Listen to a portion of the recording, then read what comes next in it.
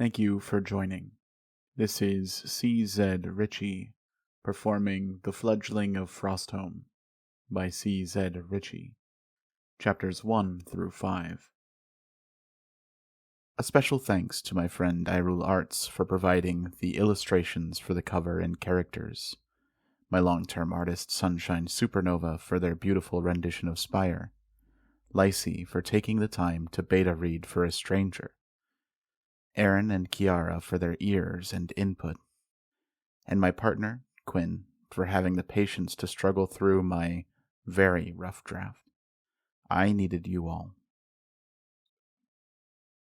The Fledgling of Frostholm. Chapter 1. The Wind in the Workshop. Zenithor, Saturday, Bardis 35th. Zenithor Whisperwind stormed around the workshop. His steps were heavy with purpose, and the wind itself complemented his movements. Zenithor was 80 years old, but he was far from decrepit. There was tension building around Zenithor. Today was the day for drastic measures. With alacrity, the aged sorcerer gathered alchemical ingredients, spell components, and scrolls from their resting places all over his dusty workshop. The workshop hadn't produced wonders in 15 months. As the older man cut through the workshop, his increasingly unstable winds blew the accumulated sawdust and soot swirling into the air in miniature dust devils.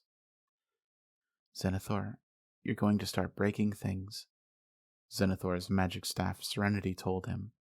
The words came crystal clear to Zenithor, mind to mind. Her voice was calm and almost motherly. Serenity was his arcane focus. The staff was a long piece of polished nedricore. The mystically potent wood was the color of ripe cherries. As the wood curved near the top, wooden scales and spines were carved in, culminating into a serpent's head. Emerald inlays completed Serenity's soulless snake eyes. Zenithor responded with a grunt of acknowledgement. His frigid blue eyes darted around the room, identifying the many things he needed. Today, Zenithor was reaching the apex of his life's work. Zenithor was anxious and grieving, but the emotion that boiled deep within him was a seething anger, like a churning volcano ready to blacken the sky for generations. The unyielding gale blew unfinished wands, glass vials, and trinkets off the workshop desks. The shattered potions and spilled ingredients filled the air with a sickly, rotten smell. Zenithor didn't care. The only beings affected by Zenithor's gale were the 6- and 8-legged creatures seeking cover under the desks or in the corners of the room. "Did you want my opinion?" came Serenity's loving tone. "No, but you're going to give it anyway, I'm sure," Zenithor admonished under his breath. Zenithor's anger was clear in his growling voice, and was only stoked further by false compassion in hers. "Yes, I just wanted to let you know. I know that you know this spell's success is unlikely, and then you will be dead," Serenity said, her calm voice tiptoeing through the convoluted sentence. When met with silence, she continued, "And then you will not be able to bring good into the world, like you always wanted." "I spent my entire life bringing good into the world," Zenithor responded. His mind flashed to his deceased daughter Lilium Whisperwind, taken from this world far too soon. Lilium was going to be his legacy. She should have become a powerful sorcerer with the power to permanently fix the metaphorical cracks in the world.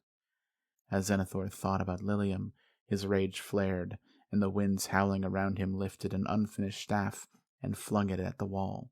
The enchanted trinket exploded in sparks and magical energy. "If this does work, I want you to rethink your path. The results of this spell should be constructive, not destructive," Serenity said, bound by the goody optimism a younger and happier Zenithor had instilled in her. "Constructive? That is a joke coming from you. I want to be destructive. Not only do I want those kids to hurt, I want everyone to see them perish," Zenithor said. Emotion was thick in his throat. He had to do this now. If he waited another day, he would lose his chance. Blinded by hatred, he continued to gather the materials for the peak-level enchantment he would attempt. On the table at the center of the workshop lay a body. It was made entirely of dried clay, but perfectly and meticulously shaped. The body had feathery, short black hair. She wore the same outfit as Zenithor, a long gray cloak trimmed with black fabric. Sorcerer's robes wrapped the body from neck to toe. A sorcerer hat with a wide brim and comically long tip was on the top of the body's head. Tucked in the band of the hat was a pink lily. He thought internally about his mantra from his youth, but nostalgia did nothing to ease the rage in his mind. Serenity decided not to say anything. Her attempts at calming the old sorcerer had only further stoked his fires, made even more apparent by the small monsoon isolated to the workshop's interior. Zenithor decided to vent further. My old friend, when a child stomps on a flower, they're prone to feeling a momentary thrill. However, if the gardener catches them... He trailed off as he adroitly arranged more components into place. Zenithor continued. These children chose to step on my lily, and only my death will stop me from pruning them. He punctuated the sentence with a wave of his hand, a casual gesture that sent a blade of wind flying into the bricks in the far wall, a simple cantrip strong enough to leave deep gouges in the brickwork. And even then, the old mage muttered. When Zenithor accumulated a small mountain of magical trinkets, spell components, and scrolls on the desk, he triple-checked to ensure he didn't miss anything. There was a thaumaturgical necessity for this spell, beyond any he or any other magician had ever attempted. This spell had dozens of component types. It had constrictions from many schools of magic, required a colossal amount of mana, and finally, it also included a component that only existed in theory. For a moment, Zenithor reflected on the true value of his soul, and it only reaffirmed his resolve to risk it. I want to know why they did it first. I want to feel what Lilium felt, what they made her feel. Then, I will make a spectacle of the end of their lives. Zenithor continued. That is the part I don't understand. Lilium was so kind. Why did they do it? How can they just go about their lives? How do they have the focus and drive to be accepted into the most prestigious college on the continent, while I'm left to struggle alone? You're not alone, sir.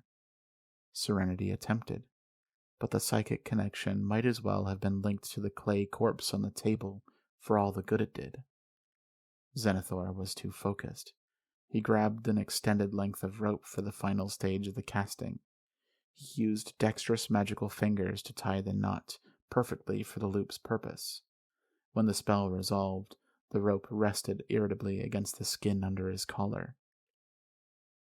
15 years ago, my beloved Celia was taken from me. 15 months ago, Lilium followed her. With those words, Zenithor began the casting of the spell. He crafted layers upon layers of complex spell circles that floated delicately before him. Zenithor channeled and pulled each layer's required components and sculpted runes into the spell. The monsoon churning around him this entire time transformed into an updraft gale, and Zenithor felt himself lifted into the air before the clay body on the table. But sir, everything you are, everything you've built, will never be accessible. You will lose me, too, Serenity said, pleading through the mind-to-mind connection for Zenithor to reconsider. I've always hated you. The old mage scowled as he finished the spell. 10 increasingly more complex spell circles and countless runes dissipated into the ether. The winds that had caused Zenithor to fly up into the air dispersed too, and the Master Sorcerer fell freely. There was a crack in the rope as it was pulled taut, and a quieter, more delicate crack resulted from Zenithor's neck breaking. The once raucous room was thick with heavy silence. Besides the slight creak of Zenithor's swinging corpse, Zenithor's staff, arcane focus, and lifelong companion, Serenity, fell to the ground with a loud wooden clatter. Silence hung heavy in the room. The workshop, Zenithor's life work, was destroyed. The storm brought on by the end of Zenithor's life threw everything around the room to the periphery of the workshop, the exception being the body and the table she lay on. Ilaria opened new eyes and looked at the hanging corpse before her. There was nothing in the workshop worth salvaging. Chapter 2. Neglectful Hitchhiker. Marin, Sunday, Father's 1st. Marin's hazel eyes were wide with excitement as she walked along the side of the cobblestone road approaching the premier Sorcerer's College, Spire. Its namesake towered over the horizon, a symbol of knowledge and prestige. Even from this distance, she could see the great stone phoenix wings that sheltered the Sorcerer College and held its flame aloft. Marin struggled along with her overfilled pack. She was exhausted, but held her holy symbol, which brought her strength. The sacred symbol was twine woven together into the shape of a loaf of bread. This bread symbolized Phoenix, the father, god of many domains, including baking. Over her shoulder sat one long frayed braid. Her brown hair was wet with sweat. Marin was a lottery apprentice, a child from a peasant family who was lucky in that she developed a talent and was randomly selected to attend Spire. This social equity program was called the Economic Adversity in Magic Program, or the EAMP. Her status is technically lottery apprentice, but the struggling woman had never been an apprentice to a master in any capacity. She was self-taught, mainly by accidentally throwing doors and windows open with bursts of magical wind. As a poorer resident of Element, she wore simple, filthy traveling robes, and struggled to balance as she walked with all her possessions in a heavy and unevenly stuffed backpack. Marin had spent weeks traveling the high road to the city of Mistfall, and now she walked on foot to make it the final distance to Spire. There was a steady trail of carriages passed by her. Most were horse-drawn carriages, but Marin could see some of these carriages moved unaided. Some looked like simple, unadorned hires, but others had heraldry indicating passengers of the noble class.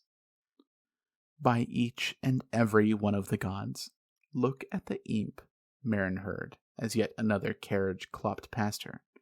Marin focused on not falling over, but raised her head to the voice that taunted from the carriage. Your struggles are so real. Wow. A head with curly black hair chirped as she looked at Marin. The woman wore hooped gold earrings. At the center of both hoops were massive emeralds. A redhead then poked her head out of the same carriage. The carriage wheel broke, and now we see a real imp. This is really starting to feel like an adventure.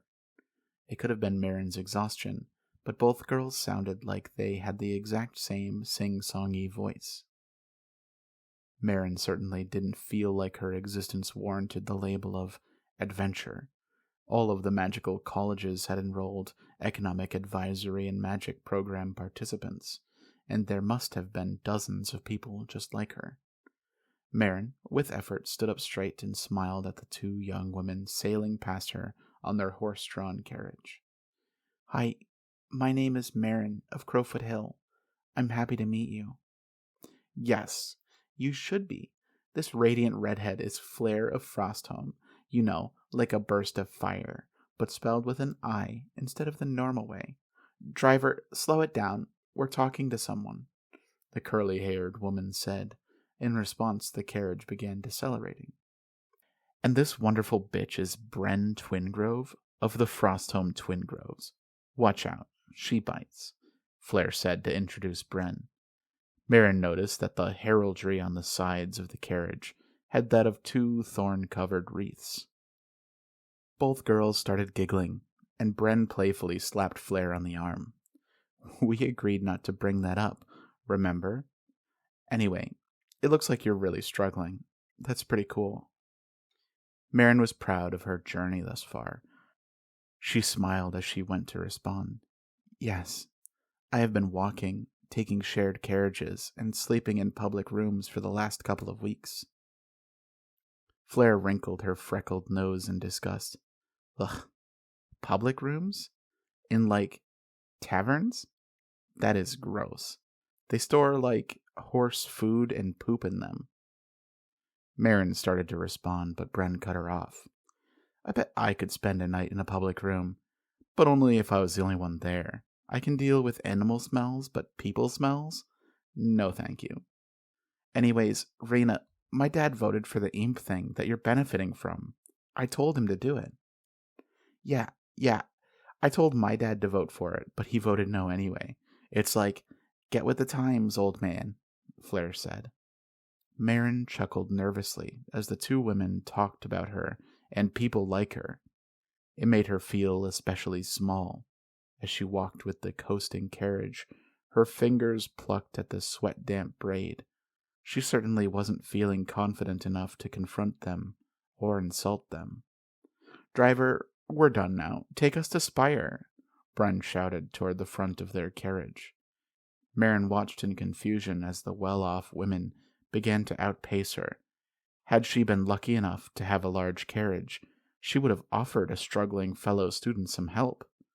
Marin marveled at the position that some people were in, and thought herself fortunate to be in a place where she might be able to be like them someday.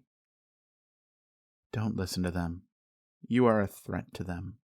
They want to watch you struggle. They want you to fall to make their lives easier, said an assertive feminine voice behind her. They know how the system works, and have already started the politics of breaking the competition.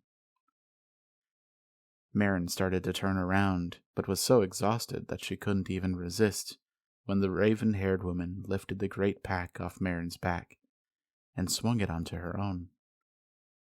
When she turned to thank the other woman, Marin was taken aback by her icy blue eyes. It seems that the only thing you aren't burdened with is the knowledge of efficient packing. My name is Ilaria of Frostholm, the taller woman said. Take a moment and catch your breath. Spire is further away than it looks. Hi, my name is Marin of Crowfoot Hill. I am happy to meet you, Marin said again, this time to someone who might understand her struggles. Looking at Ilaria, Marin saw the young woman wearing comfortable-looking gray sorcerer robes. Ilaria also didn't appear to have any luggage.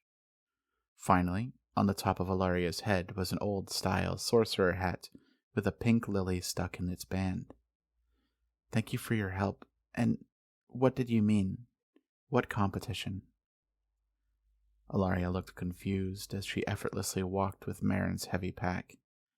Your teacher didn't tell you? Those girls resent you because of the EAMP. It forced Spire to enroll 2 more apprentice first-year students than there otherwise would be. Marin looked surprised by this. I only wanted a chance to be a good magician. I didn't have a teacher, Marin stuttered. Ilaria continued. Of the 66 students inducted this year, Spire will only ultimately graduate 10 of us. It is the most competitive college in Element. Marin watched the train of carriages ahead of her in disbelief. Each carriage held at least 1 student in competition with her. She nervously watched the icy-eyed woman carrying her burden. You are entering a program meant to make you a master sorcerer. The very best mages in the world will graduate from Spire. The failure rate averages 85%, and the graduation rate is just a hair higher than the death rate, Ilaria explained calmly. As Ilaria walked, the tip of her sorcerer hat bobbed back and forth. It would have been funny to Marin if the news hadn't already started crushing her like a weight heavier than the unwieldy pack. What do I do? I don't even know how to cast a spell. Are you telling me I'm just as likely to die as I am to graduate? Marin shouted. Well, if you survive your first year, you can try to transfer to a school that doesn't aim for greatness. However, Ilaria paused to take Marin's heavy pack off her back and returned it to Marin. I recommend you make it to Spire before registration ends, or you will sleep outside and likely be late for first classes tomorrow.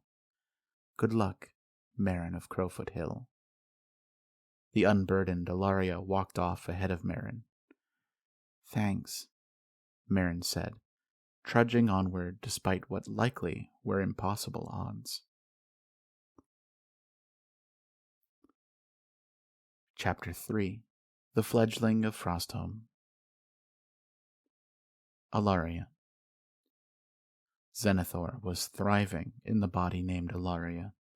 She was physically 60 years younger than he was, and Ilaria realized just how much Zenithor had relied upon his aeromancy to live comfortably. Ilaria walked without the assistance of a single gust. Her joints didn't hurt. She was stronger. If it weren't for Zenithor being so singularly focused and self-serious, she would be dancing as she entered the Spire campus. By the time Ilaria walked into the courtyard past the gate, most of the carriages had arrived and been emptied of their passengers. The gardens looked almost precisely the same as they had 60 years ago when Zenithor attended Spire. Beautiful gardens and natural paths weaved all along the area between the outer walls and the massive tower. The wings of Spire were intimidating from below. Ilaria remembered Zenithor's anxiety when walking through the gardens. It always felt like the great phoenix wings would fall and destroy everything below. However, even now the wings still cradled the beacon of Spire. Only a handful of students still lingered in the courtyard. Most have gone inside to start touring their new home. Ilaria entered the great Spire doors and into the Heroes' Gallery. This gallery held replica artifacts, portraits, and even a small library. All of it was dedicated to the deeds of the master sorcerers that graduated from Spire. Ilaria was relieved to see nothing on display for Zenithor. Zenithor's efforts in the shadow and living among the enemy were not flashy enough. At the far end of the gallery was the registration desk. Ilaria produced her identification. This government-issued ID was required of everyone with talent and was a thin piece of slate with a simple enchantment. It stored a mage's unique magical pattern and tied it to official records. This ID, homemade by Zenithor, tied Ilaria's pattern to an Ilaria that died over 60 years ago. The registration worker checked Ilaria's ID and compared the pattern of her body to the entry for Ilaria. By Zenithor's design, the pattern on the ID card matched the one from the body he created. Eventually, she would need to break into the capital's records and update them. However, unless someone manually checked the paperwork in the capital for Ilaria's records, she would be fine. Ilaria felt on edge looking at the woman behind the desk, a middle-aged woman guarding the only route to the higher floors. The woman had unnatural gold-ringed irises and enchanted metal grafted over the skin of her cheekbones. The shimmering enchantments on her robes, facial implants, and jewelry told Ilaria that this person was more than just a desk worker, but someone to take seriously, a master sorcerer of Spire. Ilaria, huh? Are you named after someone? The sorcerer asked. She looked at Ilaria closer. Ilaria's old-style sorcerer hat and name were certainly out of place. Additionally, Ilaria knew her unapproachable expression would be out of place when every other student was wide-eyed and excited to be in the historic and prestigious structure. Ilaria could only dilute Zenithor's wild anger so far, resulting in a permanent unfriendly scowl. "I come from an old family," Ilaria lied. The gold rings in the sorcerer's eyes tightened, and for a moment Ilaria felt the pressure of this woman's gaze before it relaxed. "Welcome to Spire. May you rise up," the registrar said before handing her her student identification pin and dorm room key. Ilaria nodded politely before continuing into the depths of Spire. She walked up the stairs and into the entry hall. There was a tour line. New students could follow the tour line through the cafeteria, dorms, lecture floors, and sparring arenas. Then the last stop was meeting your lecturer. Ilaria already knew how slowly time moved for education. Spire was the same institution Zenithor attended all those decades ago, albeit with a younger staff. Instead of all that extra walking, Ilaria moved to the unoccupied teleport rings beyond and went straight for the finish line. Ilaria was comfortable with the sensation of teleportation. Teleportation sickness was typical the first several times anyone did it. The instant shift in physical space resolved, and Ilaria felt no nausea. This thaumaturgical advancement would have been a breakthrough for those who study magic theory, but to Ilaria it was nothing more than a neat observation. As her sight adjusted to the new room, memories came flooding back. The banquet hall near the top of Spire is where Zenithor celebrated significant achievements in his academic life, such as winning an appraisal, surviving each year, graduation, and induction. These significant milestones were some of the best and worst memories Ilaria had from Zenithor's long life.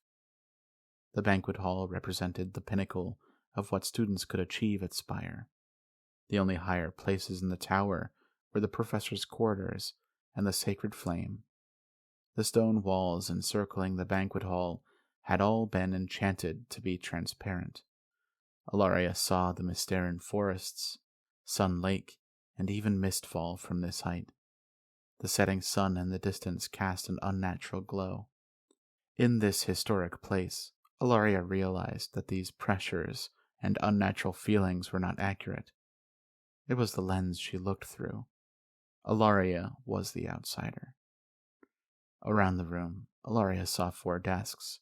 Each had a tired teacher, ready to meet their students and answer questions. Her blue student identification card told her that her teacher was blue. This corresponded to the teacher sitting at a blue table. The blue teacher looked a touch more peppy than the others. He had to be. He was the water teacher, the least popular element of magic. It was never flashy, required great mastery to use in any combat scenario, and the other elements of magic tended to make piss jokes at any Aquamancer's expense. The blue teacher had a shit-eating grin on his face as a pair of students piled more hypothetical shit on his plate. "Father said I would get to be with Bren every step of the way. Why does it say here that Bren goes to the super cool fire teacher, and I'm stuck here with the worthless Aquamancer?" Flare whined. From behind, Ilaria could only see Flare's radiant red hair and Bren's brown curls. Both girls were wrapped in expensive silk robes, undoubtedly corresponding to their respective elements, red and brown. Ilaria knew precisely what type of girl this person was. They grew up never having to face any adversity.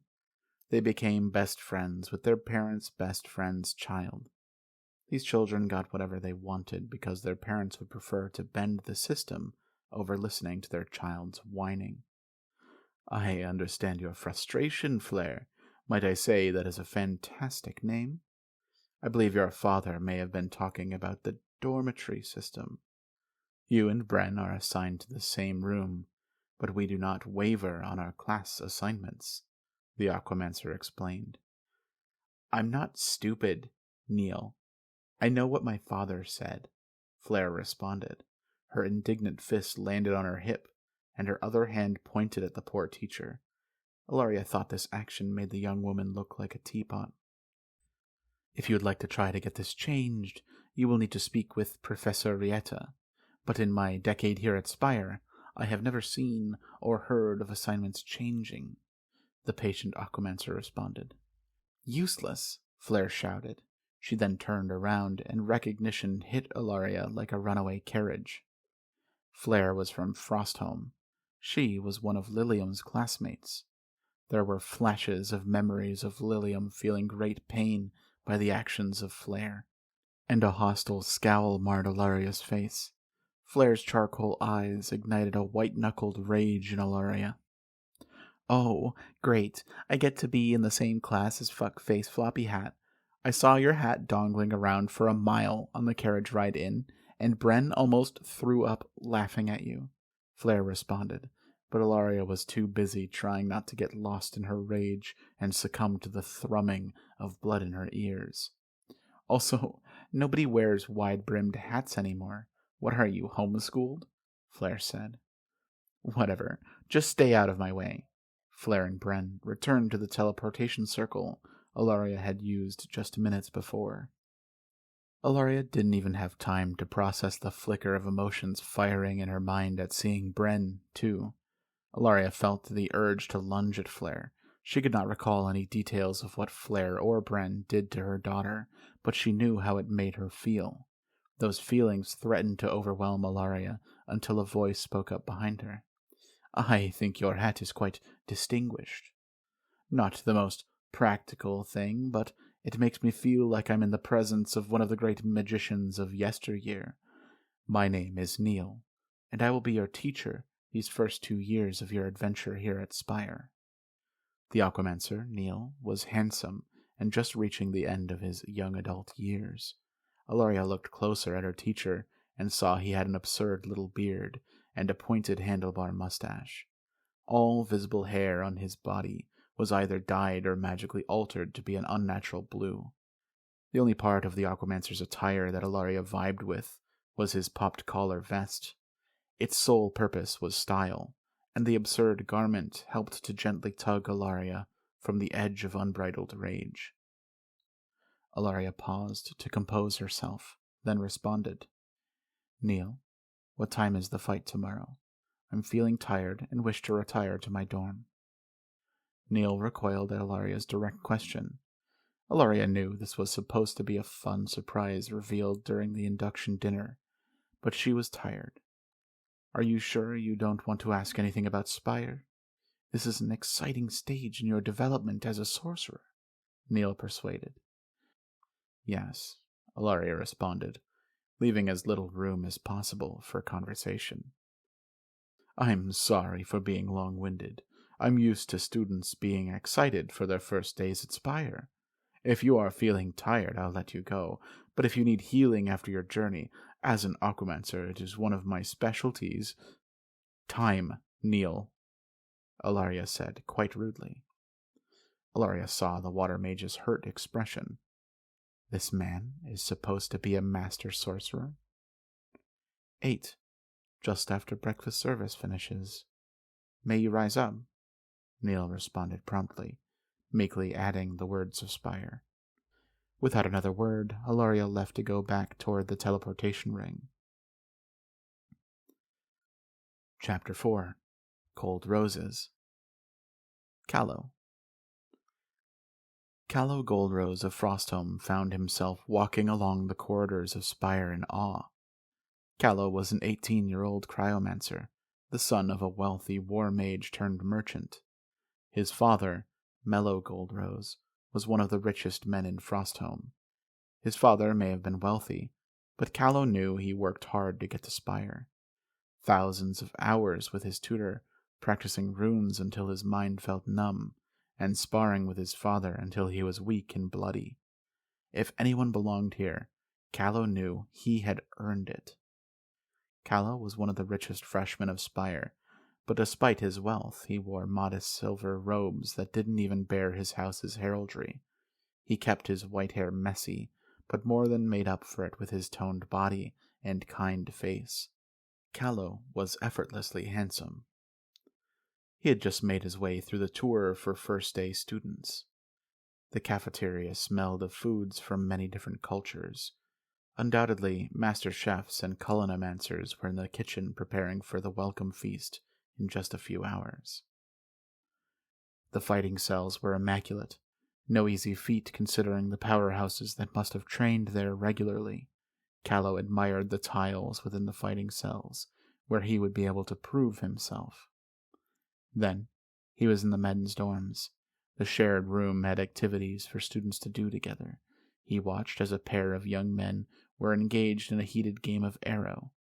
Arrow was one of 6 versions of a table game meant to help students hone their skills with each element through camaraderie and competition. Deciding to wait until the feast to begin making introductions, Callow went to his room to offload his stuff before continuing the tour. Next, Callow went through the lecture halls. There were teachers for each element: heat, cold, water, electricity, earth, and air. Callow lingered in the classroom belonging to the cryomancer, and he hoped to get instruction from a great cryomancer. Sheets of ice and frost coated the walls, and Callow could feel the cool water running beneath. He wanted to reach into the ice and begin casting, but he knew that this was not his playroom, yet. Excitedly, he bounded into the hall and promptly felt his heart jump in his chest in surprise.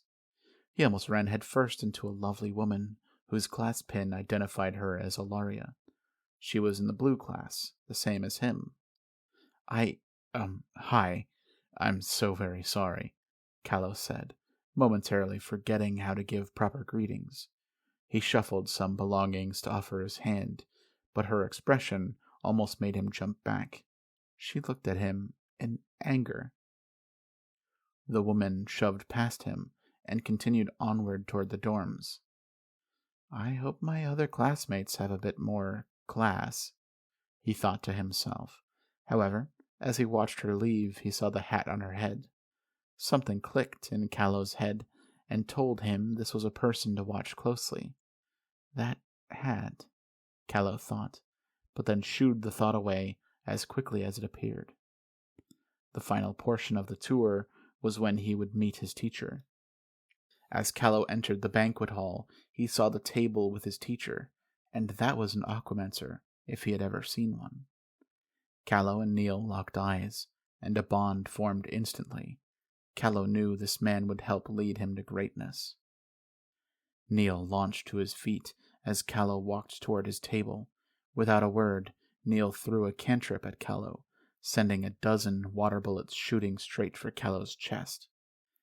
Callow responded quickly, casting a quick cantrip of his own, and the water bullets hit a cold barrier. Callow owned the pebble-sized droplets when they made contact with his wall of cold. The dozen water projectiles simultaneously hit the barrier and bloomed into a bouquet of frozen roses. Callow plucked the roses from the air and dropped the spell. Iceman, you are no slouch. Well done, praised Callow's new instructor. My name is Neil. I'm an aquamancer and look forward to helping you through your journey to mastery. Hi, sir. That was so quick. Thank you for giving me time to respond. My name is Callow Goldrose of Frostholm. Callow frosted the ice roses and set them down on the table. Callow's excitement grew at the opportunity to learn under an aquamancer. None of these 4 teachers were cryomancers, so this was the next best possible option, and he was delighted. Callow noticed that his teacher, Neil, had tears in his eyes. Professor, are you okay? Neil cast a small cantrip to dry his tears, sniffled, and responded, I'm just happy to have another normal one. Chapter 5. The Roommate. Ilaria. Ilaria had stopped by the Aeromancer's classroom to steal a wand. The theft was so minor that it would certainly go unnoticed. Wands could be used as an arcane focus for a specific magic school, but they could not channel above cantrips and first-level spells. Outside of the classrooms, Ilaria bumped into the third person who pulled an intense reaction from her. An ice mage, one from Frostholm. Ilaria couldn't remember what the ice mage had done to her daughter, Still, another instant emotional response was born from Alaria's connection to Zenithor's memories, one of hatred and disgust. Then, Ilaria made her way to her dorm room. She locked the door and lay down to begin her practice. The dorm room was quite large. It was designed and furnished for 2 people. 3 doors were on the far end, and a bed was on either side of the room. The 3 doors were 2 large walk-in closets, and the central door was the shared restroom between her and her roommate. There were enchantments along the walls to allow for the easy creation of mage lights and to make the solid walls appear as windows. Ilaria had noticed that none of Zenithor's magical base had transferred to this new body. She would have to use this time before tomorrow's fights to practice actively casting some spells. Her mind knew countless runes that combined in different orders to make various spells. She focused on the cantrip Zenithor was most comfortable with, the one to make the wind blow. It was agony. The body had almost no mana, the mental energy required to cast spells. Ilaria gestured with her hands to make the cantrip spell circle, then pushed the runes for wind through it. When she was Zenithor, this would create a gust of wind that could cut down a small tree, but as Ilaria, it resulted in an impotent little fart of a spell. The spell could probably be used to put out a candle, given it wasn't burning too hot, or further than a couple feet away. With disappointment, Ilaria realized this magic wouldn't knock one of the other combatants on their asses. Ilaria spent hours casting the cantrip, but it only barely increased potency. Zenithor had always been patient and gifted Ilaria with this virtue. She would cast until she was spent of mana, and then meditate to recover. Cast, meditate, cast, meditate. She continued this process until the door opened and her roommate walked through. It was the poor woman from the road, Marin. Marin marveled at the room. Wow, there's so much space. When Marin saw her roommate, she had a conflicted expression. Oh, hi, Ilaria. Marin dropped her heavy pack on the floor, rolling her shoulders in relief. Ilaria realized that Marin was nervous about her. Ilaria's direct approach with the simple-faced woman may have left a bad impression. Good evening, Miss Marin of Crowfoot Hill, Ilaria responded formally. Ilaria thought Marin would fail to make it to Spire in time. Marin must have commendable willpower. The road, roommates, and we have the same class. I guess Phoenix really shines on our pairing today, huh? Marin said, invoking the god of the sun and baking as the reason for whatever luck brought them together. It's as if it was destined, Ilaria said in a bored tone. Is that a joke? Are you making fun of me? Marin accused. Marin approached the far wall to start checking where the doors led to. Ilaria sighed. If I were going to make a joke, it would be one about how you smell after your time on the road. Hey! Marin shouted before taking a moment to double-check. She lifted her dirty cloak and sniffed herself. Yeah, all right. Why is the bathroom in our room? Because that is our bathroom, Ilaria answered simply. Ilaria saw Marin blush.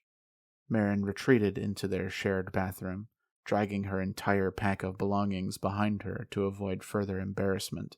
The door closed once Marin had successfully escaped the awkward moment. Ilaria was briefly reminded of a time many decades ago when Zenithor was an urchin living on the streets of Mistfall. To someone growing up with very little, a bathroom you share with only one other person was the pinnacle of luxury. The door to the restroom opened a crack, and Marin's face peeked out. How does it work? The water? It is an enchanted stone in the shower's head that's connected to the command stones. You push mana into the command stones to set the temperature, Ilaria explained. I'm sorry, Mana? Marin asked. Just fiddle with the shiny rocks until something happens. You are a college student. Experiment, Ilaria admonished. The door to the restroom closed, and after an almost concerning amount of time, The water finally started.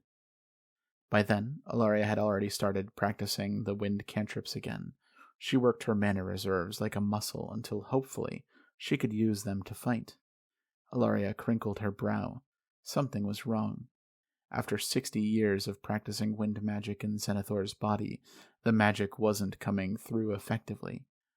The only answer to Ilaria's problem was to work harder and practice more. "Is that a spell circle? I've never seen one so close," Marin asked. Marin had changed into a sleeping robe, her hair still wet from the shower. Ilaria thought about telling Marin about the hair dryer, but decided it was too much of a bother. "Yes, a cantrip circle. It is the base of all structured magic in the world." On her next cast, Ilaria held the circle longer than usual and let her roommate see. It was an ethereal structure brought forth from the combination of Ilaria's will and knowledge. "So you have only ever cast chaos magic?" "Yes, that's definitely the right word. Once, I got excited about one of my mom's strawberry pies and accidentally launched it out the window. Our neighbor's pigs were thankful for the surprise." "I'm surprised that you are not more overwhelmed by life at Spire." Marin laughed. "I am overwhelmed. I don't know what to expect, but Phoenix is opening his eye, and with everything that's happened, I know he will take care of me." Phoenix opening his eye referred to this being the first day of the father's new moon. Wreath the Bard has closed his eye, and now Phoenix the father will give us the last heat of the year before winter. Ilaria knows this was mostly superstition on Marin's part. Ilaria cast the wind cantrip again, and it failed again. The resulting breeze was nothing more than a swipe of a single fan blade. Despite its simplicity and lackluster effect, Ilaria could tell that the structured casting of real magic impressed the young sorcerer next to her. Ilaria decided not to get too attached. The EAMP recipients assigned to Spire would surely fail out before the end of the first semester, especially after tomorrow. Marin climbed into bed, undoubtedly tired after so much walking. "Do you want to be an aeromancer?" she asked. Aeromancy was as part of Zenithor as his hands were. No, aeromancy meant more to Zenithor than his entire body had. "I am an aeromancer," Ilaria stated with finality. This has been chapters 1 through 5 of The Fledgling of Frostholm by C.Z.Richie. If you would like to support me in my efforts, you can navigate to my Patreon at patreon.com/CZRitchie. Thank you.